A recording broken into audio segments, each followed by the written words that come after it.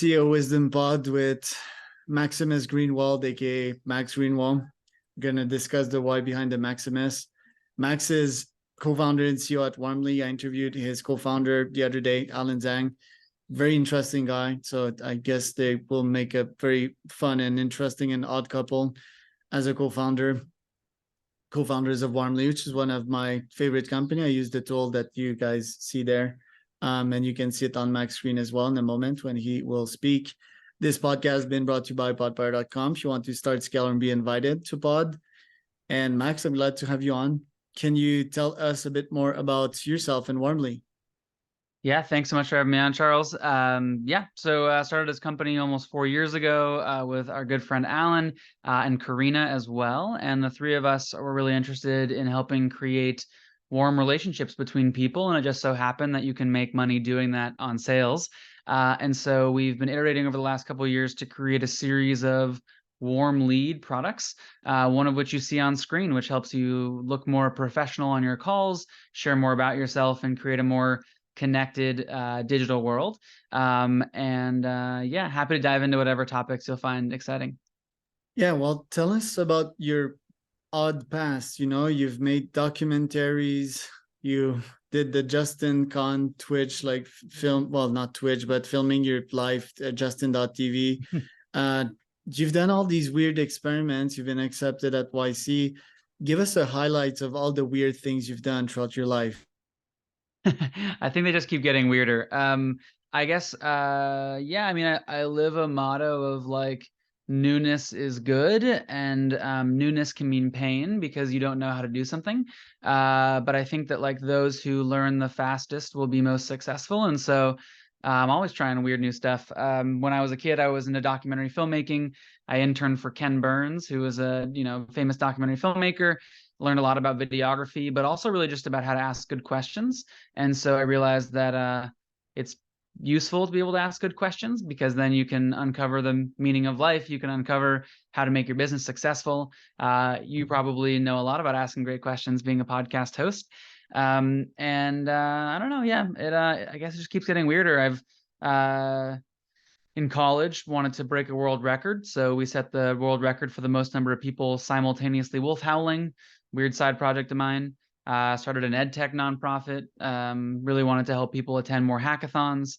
I went to Google as my first job out of college, where the most fun that I had was running April Fool's Day jokes for Google.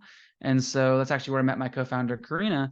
Was we were running the Google Maps' April Fool's Day joke, where our goal was to just be weird and different. And then I decided to start a company after that, and have been on a roller coaster of doing things weird and different. One of my favorite people in the world is a guy named Seth Godin. He is a famous marketer, and he has this concept called the purple cow. And the purple cow is better than everything else, not because it's incredible, but just because it's different. And so the saying goes that if you were in a field of 100 cows and one of them was purple, which one would you pick? If you had to pick a cow. You don't really know why, and the purple cow meat would probably taste gross, and the milk would probably taste gross too, but you're going to pick the purple one. And when asked why, people say, well, because it's different. And so I think I try to live my life that way and try to make Warmly a company that's a little bit different too. I mean, we literally have a comma in our name. It's WARLY, comma. And the comma is there. Why? Because it's different. Love that. You're probably one of the only founders acting that way, are you? Can you point to other purple cows like this? Yeah, totally. I mean, I think in general, especially in SaaS, you can't just be 2 times better or 3 times better. You have to be 10 times better to break into the noise. But there's so many businesses out there that it's really hard to be 10 times better. So one of the easiest ways to be 10 times better is just to be different than everybody else, because then you're in your own category. And so it's like, Warmly is at its core a warm orchestration platform, warm account orchestration platform company. That's a category that nobody else is a part of. And so it's really easy to be 10 times better in the best account orchestration platform out there because it's a new category. And so creating your own category, being different, allows you, I think, to succeed in SaaS. And, I don't know, the easiest way probably actually to see a series of purple cow companies out there would be to go to my Twitter account, at Max P. Greenwald. And on that account, I profile 15 different companies who have done Purple Cow initiatives or Purple Cow strategies. Well, I guess it's called X now, but that's where you can see more examples of companies that have done it differently. And the Justin.tv experiment, tell me about that one. What were your goals and what were the outcomes? Yeah, absolutely. So when I first met Alan, my co-founder of Warmly, I met Karina doing April Fool's Day jokes, and I met Alan building a hackathon project. And we decided it would be pretty crazy and weird to let people decide my life for a day. And so we hacked together an app where you could jump on and vote in real time as to what the hell Max should do walking around downtown San Francisco. And so walking around downtown San Francisco, I came across a kid, and we put up on screen, should Max freestyle rap battle this kid or give him $20? And we let people vote, and they said I should freestyle rap battle him. And so I, tried to freestyle with him and ran away, whatever. And then, I had to lick a tree, and I had to break dance, and I had to walk into a bookstore and ask if I could have a book for free without paying for it. I had to try to sell a cookie to somebody selling cookies. And so it was just a series of weird things where over the course of, I think I did it for like an hour and a half, we ended up having 300 people on the live stream. So people kept sharing it and finding that it was weird and different. And most important thing that happened was that Alan, my co-founder, and I loved working together. And so we decided to start this company, not the Justin.tv-esque style example, but it was a fun way to be different than everybody else. Love that. And then you started Ignite STEM. Why is STEM important for you? Yeah, so that was my edtech nonprofit in college. I attended my first hackathon when I was in college, and I realized that people learn very differently. And so some people learn really well by being taught stuff, teacher at a blackboard, here's all the words to memorize. But I'm somebody who learns better by just doing something, right? I throw myself into all sorts of random stuff because I want to learn the fastest. And so I think there are a lot of people out there in the world that learn best by just trying. You see these founders like building in public, or people saying, hey, just go quit and start a company, you'll figure it out. And I really respect and admire those folks. Not saying that people can't learn in other ways, but I think learning by doing is really great. And that's the ethos of what a hackathon is. And so I started this nonprofit, Ignite STEM, to try to allow anybody under the age of 18, mostly focused on high school kids, to attend a hackathon so they could see which way they learned best, whether it was teacher at a chalkboard or whether it was doing hands-on learning with STEM-based hackathons. Love hackathons. I'd love to build some kind of hackathon meets X Prize in like 8 to 24 hours. One that would be purely about business, like who can make the most in 24 hours, and others that would be about deploying an AI tool or a chat GPT like tool in 24 hours. And again, I think we would have to sign up folks and see who could make the most money. Although 24 hours is like not a lot of time, but when you think about it, there's, the globe, and there's always someone that's awake at this time of the day that you can sell to. So I think the 24 hours would make it interesting. Your existing team of 8 vs another company's team of 8, and who can make the most and have the highest probably customer satisfaction score in that time frame, or maybe a bit longer. What do you think about that idea? Yeah, so it's sort of like a business first hackathon and I guess would the outcome be, let's try to see who can make the most money in 24 hours? Yeah, and the why for me would be just to copy paste all their processes, and to see like how to create something that's successful. Now, is it a good premise because it's that short amount of time? I don't know, but I think it's still good metrics to see like how can they sign up users in the shortest amount of time. And money is always good at keeping the scoreboard. There could be a follow-up in time, but me, I'd just love to see like how do they do it, right? How do they cut the bullshit and really get shit done in a really short amount of time? And that model here could be very much valid because, as we know, time is shortening. I believe that in like 10 to 100 years from now, one day will be the equivalent to 1 year. Is like a Tesla going from 0 to 60 in like 1.3 seconds. Well, in a couple of years, it'll be 0.1 second. So I think it keeps like shortening. And I think that days will become very long. So that model should be valid.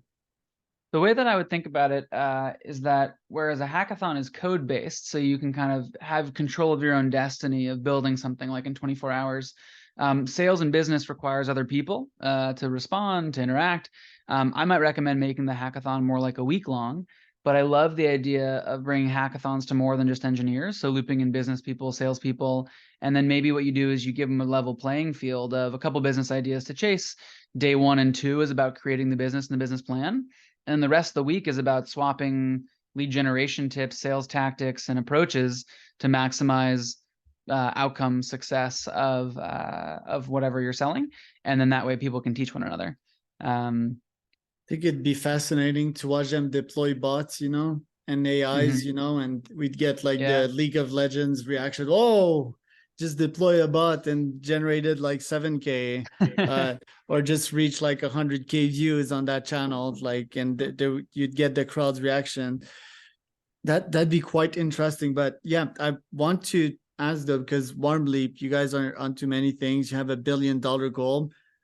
How do you think you'll achieve that? Is it by keeping experimenting? Do you have a successful experiment that you think you can scale as of now?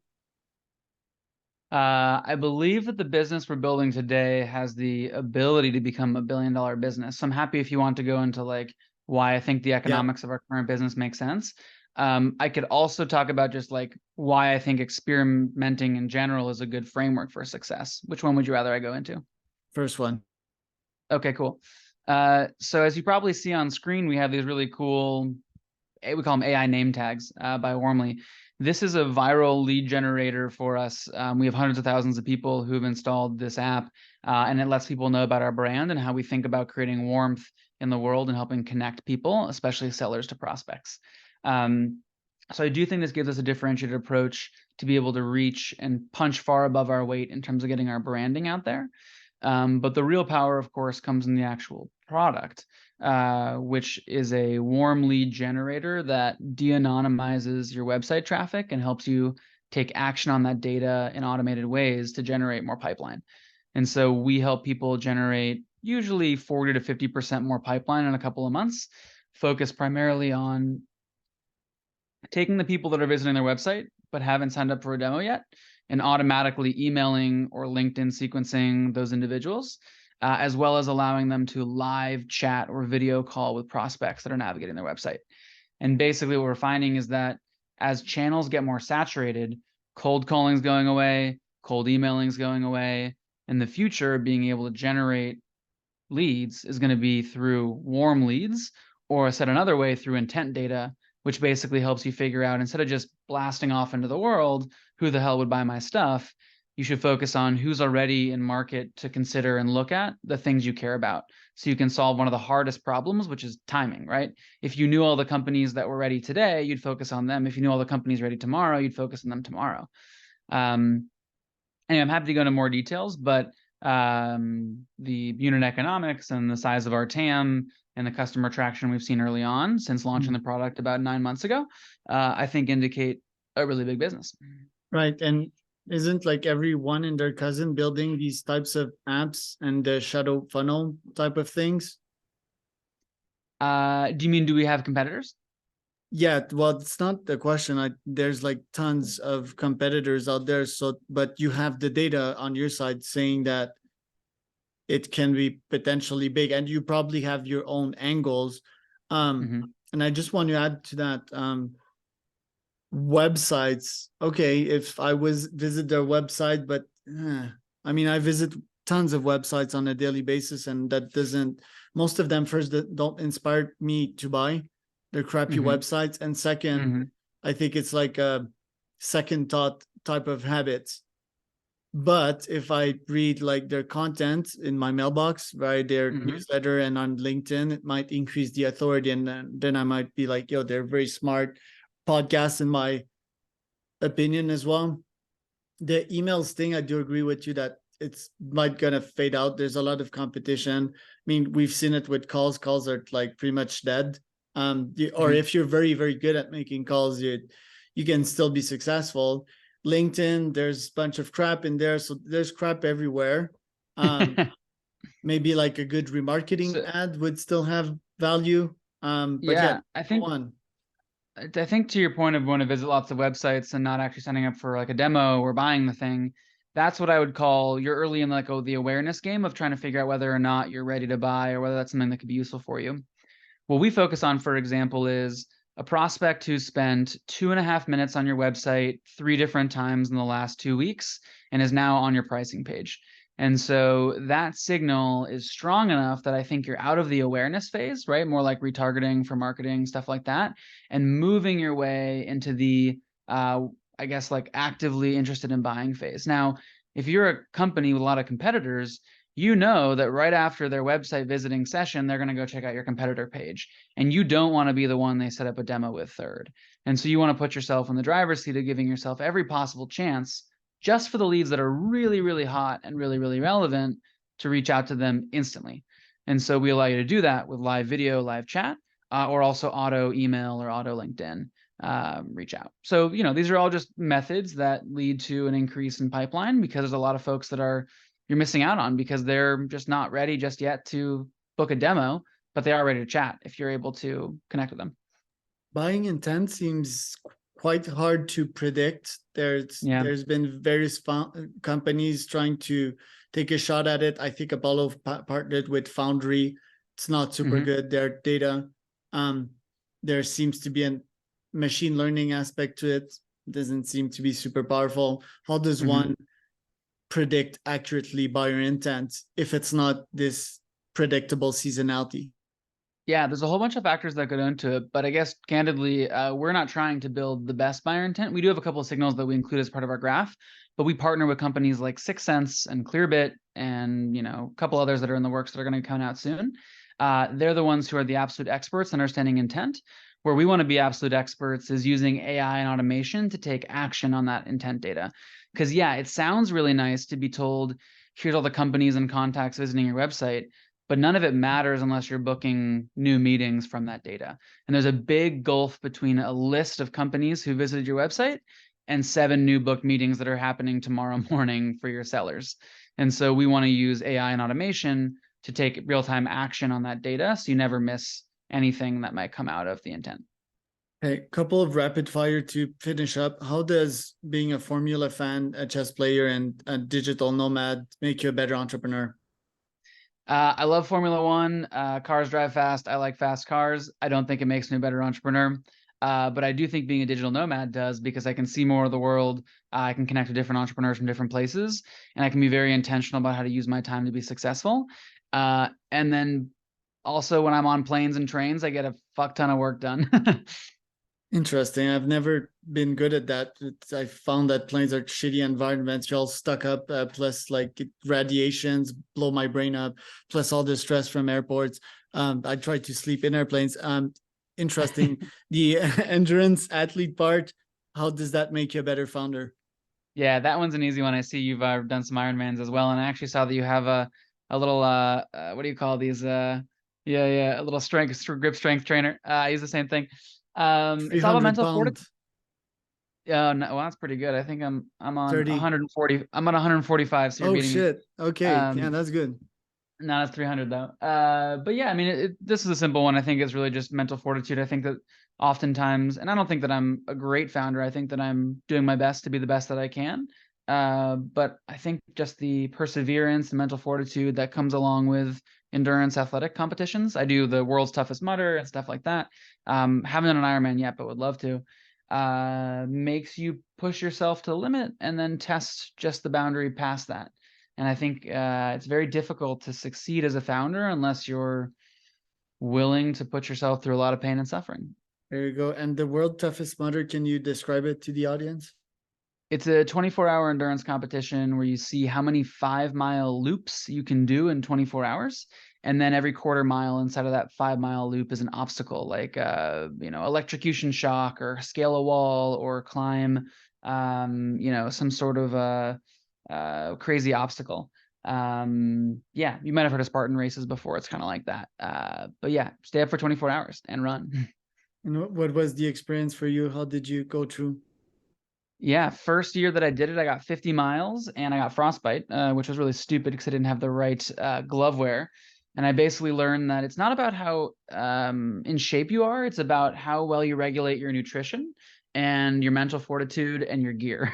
And if you can land those three things, which don't require you to be amazingly athletic, you can crush it. And so when I came back a year later, I did 70 miles and had all the right gear, ate the right stuff, and I think had a more stronger mental fortitude. There you go. Last one, if I invite you to a 15 minutes podcast, but it's us playing chess, would you accept? Yeah, I would. I'd take you on a chess if you'd like. All right. What's your level on chess.com? I'm a 1450. Shit, you would whoop my ass. What are So you? yeah, I think I'm like 1,000. Oh, let's play. And I stopped playing because it was taking too much of my time. It's like when I'm on the toilet habit. And I found that reading stuff is a bit more productive than playing chess. What's your take on that and gamification of the brain? I don't think I have anything differentiated to add. I think you have a good take. Okay. Where can people find out more about you? Thanks for asking. Would love to connect with folks on LinkedIn. I love sharing tips and tricks on sales. That's my name, Max or Maximus Greenwald. And then our domain is warmly.ai. And you can try out our free product, which gives you 100 free leads a week. There we go. And I am Charles, host of CEO Wisdom Podcast. If you want to start a pod or scale one or be invited to one, that is podfire.com. And that was Max Greenwald.